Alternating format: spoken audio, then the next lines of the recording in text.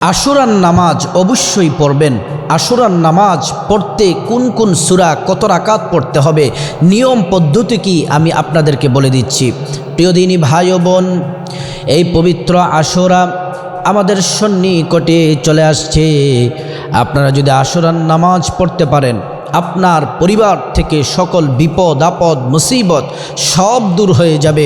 যদি আপনি আশুরার নামাজ পড়ার পরে যদি ছোট্ট দুইটি দোয়া যদি পাঠ করতে পারেন, আমি আপনাদেরকে নামাজ সহ এবং নিয়ত কিভাবে করতে হয়, কোন সূরা দিয়ে পড়বেন, কত রাকাত পড়বেন, নিয়ম পদ্ধতি সব আপনাদেরকে বলে দিব। আপনারা শুনলে সহজেই আশুরার নামাজ আপনারা সঠিক পদ্ধতিতে আদায় করতে পারবেন। প্রিয় দিনী ভাই ও বোন, এক নম্বরে যে আলোচনা করব সেটা হচ্ছে এই আশুরার দিন এত দাম কেন, এ মাসটিকে আল্লাহ তাআলা এত মর্যাদা দিলেন কেন। আমরা যদি কোরআনুল কারীমের দিকে লক্ষ্য করি, আল্লাহ বলছেন ইন্না ইদ্দাতাশ শুহুরি ইনদাল্লাহি 12 শাহরান ফি কিতাবিল্লাহি ইয়াওমা খালাকাস সামাওয়াতি ওয়াল আরদা মিনহা আরবাআতুন হুরুম। আল্লাহ রাব্বুল আলামিন যেদিন থেকে আসমান জমিন সৃষ্টি করেছেন, সেদিন থেকেই আল্লাহ তাআলা 12টি মাস আল্লাহ তাআলা নামকরণ করেছেন। 12টি মাসে আল্লাহ তাআলা বছরকে বিভক্ত করেছেন। আমরা তো মুসলিম, কিন্তু সবচেয়ে দুঃখজনক ব্যাপার হলো বাংলা মাসের সবগুলা নাম আমরা অকপটে বলতে পারব, ইংরেজি মাসের নাম আমরা থ্রুলি বলতে পারবো, কিন্তু যদি মুসলিমদেরকে যদি একজন একজন করে যদি জিজ্ঞেস করা হয় আরবি মাসের নামগুলো আপনি বলেন, অত্যন্ত দুঃখের ব্যাপার হলো অধিকাংশ মুসলিম আরবি 12 মাসের নাম তারা জানে না। 12টি মাসের নাম হলো মুহররম, সফর, রবিউল আউয়াল, রবিউস সানি, জামাদুল আউয়াল, জামাদুস সানি, রজব, শাবান, রমাদান, জিলকদ, জিলহজ। এই হলো 12টি মাস। এই 12টি মাস আল্লাহ তাআলা নামকরণ করেছেন। এই 12টি মাসের মধ্য থেকে আল্লাহ তাআলা 4টি মাসকে সম্মানিত করেছেন। 1 নম্বর হলো জিলকদ, 2 নম্বর হচ্ছে জিলহজ, 3 নম্বর হচ্ছে রজব মাস, 4 নম্বর হচ্ছে মুহররম। আল্লাহ তাআলা এই মাসকে সম্মানিত করেছেন। এই মাসে মুসলিমরা নিজেরা নিজেদের সাথে দাঙ্গা হাঙ্গামা ঝগড়া ফাসাদ করতে পারবে না, গালমন্দ করা যাবে না, রক্তপাত করা যাবে না। এই মুহররম মাসের 10 তারিখকে আশুরা বলা হয়। আশুরার দিন 2 নম্বর আলোচনা করতেছে। আশুরার দিনটা দামি কেন হলো, কয়েকটি মূল কথা আপনাদেরকে বলতে চাই। 1 নম্বর, আল্লাহ রাব্বুল আলামিন এই মুহররমের 10 তারিখ অর্থাৎ আশুরার দিনে আসমান জমিন যা আছে সব আল্লাহ তাআলা সৃষ্টি করেছেন। সুবহানাল্লাহ। 2 নম্বর হচ্ছে আল্লাহ রাব্বুল আলামিন এই দিনে আবার কিয়ামত দিবেন, সব তছনছ করে দিবেন, ধ্বংস করে দিবেন। মানুষ পাহাড় পর্বত গড় বাড়ি অট্টালিকা রুইয়ের মতো তুলার মতো উঠতে থাকবে। ওই ধ্বংসের দিনটা হবে মুহররমের 10 তারিখ। হযরতে আদম আলাইহিস সালামকে মুহররমের 10 তারিখ আল্লাহ সৃষ্টি করেছেন। আদম আলাইহিস সালামের ভিতরে রূহ ফুঁকে দিলেন, জান্নাত থেকে বের করে যখন দুনিয়াতে পাঠালেন, আদম আলাইহিস সালাম কান্না করলেন। কান্না করতে করতে তাদের দোয়া কবুল করলেন এই মুহররমের 10 তারিখ। নূহ পয়গম্বর আলাইহিস সালামের কিস্তি জুতি পাহাড়ে লাগলো মুহররমের 10 তারিখ। হযরতে ইব্রাহিম নমরুদের অগ্নিকুণ্ড থেকে মুক্তি পেয়েছিল মুহররমের 10 তারিখ। হযরতে মুসা কালিমুল্লাহ এক ব্যক্তিকে ঘুষি মেরে হত্যা করেছিলেন, আল্লাহর কাছে তওবা অনুতপ্ত করেছিলেন, ক্ষমা করেছিলেন মুহররমের 10 তারিখ। হযরত আইয়ুব আলাইহিস সালামকে রোগ থেকে মুক্ত করেছিলেন।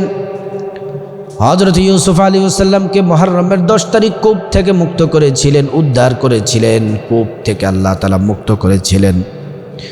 শুধু তাই নয়, ইউসুফ আলাইহিস সালামের বাবা ইয়াকুব আলাইহিস সালামের চোখের দৃষ্টি ফিরে পেয়েছিলেন মুহররমের 10 তারিখ। ইউনুস পয়গম্বর আলাইহিস সালাম মাছের পেট থেকে বের হয়েছিলেন, বমি করেছিলেন মাছ মুহররমের 10 তারিখ। এজন্য প্রিয় দিনী ভাই বোন, সব থেকে দুঃখ পরিতাপের বিষয় হচ্ছে এই মুহররমের 10 তারিখ আমাদের প্রিয় নবী মুহাম্মদুর রাসূলুল্লাহ সাল্লাল্লাহু আলাইহি ওয়াসাল্লামের কলিজার টুকরা নাতি ইমাম হুসাইন রাদিয়াল্লাহু আনহুকে শহীদ করা হয়েছিল কারবালার প্রান্তরে। সীমার নবীজির নাতির গলার মধ্যে ছুরি চালিয়ে দিয়েছিল মুহররমের 10 তারিখ। এই দিনটি মুসলমানদের জন্য অত্যন্ত গুরুত্বপূর্ণ দিন। এজন্য প্রিয় দিনী ভাই বোন, এই আশুরার রোজা যারা রাখবে, আল্লাহ রাব্বুল আলামিন হাবিবকে জানিয়ে দিলেন, হাবিব আমার, বন্ধু আমার, যারা মুহররমের 10 তারিখ রোজা রাখবে, আশুরার রোজা রাখবে, আল্লাহ তাআলা বললেন তাদের 1 বছরের গুনাহগুলো আল্লাহ তাআলা মাফ করে দিবেন। আশুরার রোজা রাখতে হবে। এজন্য প্রিয় দিনী ভাই বোন, আশুরার দিন অত্যন্ত দামি। যার যত বিপদ আছে, মুসিবত আছে, টেনশন আছে, দুশ্চিন্তা আছে, সব আল্লাহ তাআলা দূর করে দিবেন যদি আপনি নামাজ যদি পড়তে পারেন। রোজা রাখতে হবে, নামাজ পড়তে হবে। আমি আপনাদেরকে তারপরে যে আলোচনাটা করতেছি সেটা হলো রোজা রাখার কথা বললাম। আমি আপনাদেরকে এখন নামাজের নিয়ম পদ্ধতি, আশুরার নামাজটা কিভাবে পড়বেন, প্রিয় দিনী ভাই ও বোন, মা বোনদেরকে, মহিলাদেরকে বিশেষ করে বলছি, কিভাবে আশুরার নামাজ পড়বেন আমি একদম শুরু থেকে শেষ পর্যন্ত বলে দিব।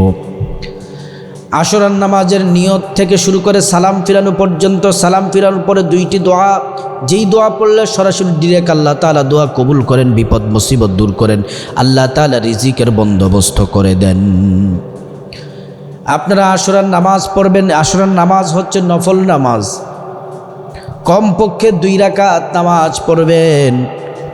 আর আপনারা নফল নামাজ যদি পড়তে বেশি বেশি পড়তে যদি ইচ্ছা হয় পড়তে পারেন, 12 রাকাত পড়বেন। 2 রাকাত করে 12 রাকাত পড়বেন। আমি আরবি নিয়তটি বলে দিচ্ছি, নাওয়াইতু আন উসাল্লি লিল্লাহি তাআলা রাকাতাই সলাতিল আশুরা। সলাতিল আশুরা নফলি মুতাওয়াজ্জিহান ইলা জিহাতিল কাবাতিশ শরীফাতি, আল্লাহু আকবার। এটা হচ্ছে আরবি নিয়ত। আমি আবারও আপনাদেরকে আরবি নিয়তটা বলে দিচ্ছি, নাওয়াইতু আন উসাল্লি লিল্লাহি তাআলা রাকাতাই সলাতিল আশুরা নফলি মুতাওয়াজ্জিহান ইলা জিহাতিল কাবাতিশ শরীফাতি, আল্লাহু আকবার। এটা হচ্ছে নিয়ত। নিয়ত করার পরে হাত বাঁধবেন। পুরুষরা নাভি বরাবর অথবা নাভির নিচে হাত বাঁধতে হবে। আর মহিলারা তাদের বুক সিনার মধ্যে প্রথমে বাঁ হাত রাখবেন, তার উপরে ডান হাত রাখতে হবে। তারপরে সানা পড়বেন, সুবহানাকাল্লাহুম্মা বিহামদিকা ওয়া তাবারাকা ইসমুকা ওয়া তাআলা জাদ্দুকা ওয়া লা ইলাহা গায়রুক, সানা পড়বেন। তারপরে পড়বেন আউযু বিল্লাহি মিনাশ শাইতানির রাজিম, বিসমিল্লাহির রহমানির রহিম। তারপরে সূরাতুল ফাতিহা, আলহামদু সূরা পড়বেন। গায়রিল মাগদুবি আলাইহিম ওয়ালাদ-দাল্লিন, আমিন পড়ার পরে আপনারা অন্য একটি সূরা পড়বেন। যেই কোনো সূরা পড়তে পারেন, কিন্তু আমাকে যদি বলেন যে হুজুর আপনি বলে দেন আমরা কোন সূরা দিয়ে পড়ব, আমি বলবো যারা আয়াতুল কুরসি পারেন প্রথম নম্বরে রাকাতে আয়াতুল কুরসি পড়বেন, কারণ এটা হচ্ছে কোরআনের সর্বশ্রেষ্ঠ আয়াত। আল্লাহু লা ইলাহা ইল্লা হুয়াল হাইয়ুল কাইয়্যুম, আয়াতুল কুরসি সবটা পড়বেন। তারপরে রুকু করবেন, সিজদার মধ্যে যাবেন। সিজদা দিয়ে প্রথম রাকাত কমপ্লিট করার পরে দ্বিতীয় রাকাতের জন্য দাঁড়াবেন। দ্বিতীয় রাকাতে দাঁড়িয়ে প্রথমে পড়বেন বিসমিল্লাহির রহমানির রহিম। তারপরে সূরা ফাতিহা পড়বেন। সূরা ফাতিহা শেষে আপনারা অন্য সূরা যে সূরাটি মিলাবেন, আমি আপনাদেরকে বলে দেই সূরা ইখলাসটি 3 বার পড়বেন, কারণ 3 বার সূরা ইখলাস পড়লে 1 খতম কোরআন, সব কোরআনের নেকি, কোরআন খতমের নেকি পেয়ে যাবেন। এজন্য প্রিয় দিনী ভাই ও বোন, সূরা ইখলাস পড়ার পরে তারপরে রুকু সিজদা করবেন। সিজদা করার পরে বৈঠকে বসে যাবেন। আত্তাহিয়াতু পড়বেন, দুরূদ শরীফ পড়বেন আল্লাহুম্মা সাল্লি আলা মুহাম্মদ। দুরূদ শরীফ শেষ করার পরে দোয়ায়ে মাসুরা পড়বেন আল্লাহুম্মা ইন্নী যালামতু নাফসি যুলমান কাসীরা ওয়া লা ইয়াগফিরুয যুনুবা ইল্লা আনতা ফাগফির লি মাগফিরাতাম মিন ইনদিক ওয়ারহামনি ইন্নাকা আনতাল গফুরুর রহিম। তারপর ডান দিকে সালাম ফিরাবেন, আসসালামু আলাইকুম ওয়া রাহমাতুল্লাহ বলে ডান দিকে সালাম ফিরাবেন। তারপরে আসসালামু আলাইকুম ওয়া রাহমাতুল্লাহ পড়ে তারপরে বাম দিকে সালাম ফিরাবেন। এমন করে 2 রাকাত নামাজ বললাম, এমন করে করে 2 রাকাত করে করে 12 রাকাত পর্যন্ত পড়বেন। নামাজ পড়বেন আল্লাহকে রাজি খুশি করার জন্য, আল্লাহকে সন্তুষ্টি করার জন্য। নামাজ হচ্ছে এমন একটি ইবাদত, নামাজ আল্লাহ এবং বান্দা খুব কাছাকাছি নিকটবর্তী হয়ে যায়। বান্দা যতক্ষণ পর্যন্ত বান্দাবান্দি সিজদার মধ্যে থাকে, আল্লাহ এবং বান্দাবান্দির মাঝখানে কোনো পর্দা থাকে না। এজন্য প্রিয় দিনী ভাই ও বোন, এমন করে কমপক্ষে 2 রাকাত পড়বেন। 2 রাকাত করে করে যদি আপনার ইচ্ছে 4 রাকাত পড়তে পারেন, 6 রাকাত পড়তে পারেন, 8, 10, 12 রাকাত পড়তে পারেন। তারপরে সালাম ফিরানো শেষ হলো, এবার 2টি দোয়ার কথা বলবো। তার আগে আপনারা কিছু আমল করে নেবেন। 1 নাম্বার হচ্ছে পড়বেন আল্লাহু আকবার, তারপরে 3 বার পড়বেন আস্তাগফিরুল্লাহ আস্তাগফিরুল্লাহ আস্তাগফিরুল্লাহ। সুবহানাল্লাহর জিকির করতে থাকবেন, তাসবিহ পাঠ করতে থাকবেন, আলহামদুলিল্লাহর তাসবিহ পাঠ করতে থাকবেন 33 বার, আল্লাহু আকবার 34 বার পাঠ করবেন। পাঠ করার পরে প্রিয় নবী মুহাম্মদ সাল্লাল্লাহু আলাইহি ওয়াসাল্লামের উপরে কমপক্ষে 70 বার দুরূদ শরীফ পাঠ করবেন। দুরূদ শরীফ পাঠ করার পরে 2টি দোয়ার প্রথম নাম্বার যে দোয়াটি কথা বলবো, সেই দোয়াটি হযরতে আদম আলাইহিস সালাম মুহররমের 10 তারিখে এই দোয়াটি পড়ার সাথে সাথে আল্লাহ তাআলা ক্ষমা করে দিয়েছিলেন। প্রথম নাম্বার দোয়াটি হলো রব্বানা যালামনা আনফুসানা ওয়া ইল্লাম তাগফির লানা ওয়া তারহামনা লানাকুনান্না মিনাল খাসিরিন। রব্বানা, হে আমাদের রব, যালামনা, আমি জুলুম করেছি, আনফুসানা, নিজের নফসের প্রতি, ওয়া ইল্লাম তাগফির লানা, আমাকে ক্ষমা করে দেন, ওয়া তারহামনা, আমার প্রতি রহম করেন, লানাকুনান্না মিনাল খাসিরিন, যদি আপনি ক্ষমা না করেন, রহম না করেন, ক্ষতিগ্রস্তদের অন্তর্ভুক্ত হয়ে যাব। এই দোয়াটি পড়লে জীবনের সব গুনাহ আল্লাহ মাফ করে দিবেন, গায়বী রিজিক দিবেন, দুনিয়া আখিরাতের সব নিয়ামত আপনাকে দিবেন। 2 নাম্বার যে দোয়াটি পড়বেন হযরত ইউনূস পয়গম্বরের মুহররমের 10 তারিখে, দোয়াটি পড়ার সাথে সাথে যে মাছ ইউনূস পয়গম্বরকে গিলে ফেলছিল, সমুদ্রের মধ্যে ঘুরে ঘুরে পুরো সমুদ্র ঘুরছিল, দোয়াটি পড়ার সাথে সাথে সমুদ্রের কিনারায় এসে বমি করে ইউনূস পয়গম্বরকে ফেলে দিলেন।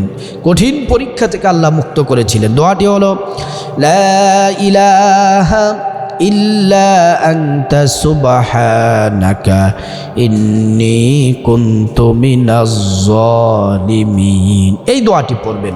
এই দোয়া পড়লে মুসিবত বিপদ দূর হবে। আল্লাহ তাআলার কাছে যা চাইবেন আল্লাহ তাআলা আপনাকে তাই দিবেন। আল্লাহ পাক রব্বুল আলামিন যেই নিয়মে নামাজের কথা বললাম, দোয়ার কথা বললাম, তাসবিহ তাহলিলের কথা বললাম, আশুরার নামাজ তাসবিহ তাহলিল যদি পড়তে পারেন, প্রিয় দিনী ভাই ও বোন, নারীদের কপাল খুলে যাবে, পুরুষদের কপাল খুলে যাবে। আল্লাহ পাক আমাদেরকে এই পদ্ধতিতে নামাজ এবং তাসবিহ তাহলিল আশুরার দিনে আমল করার আল্লাহ তাআলা তৌফিক দান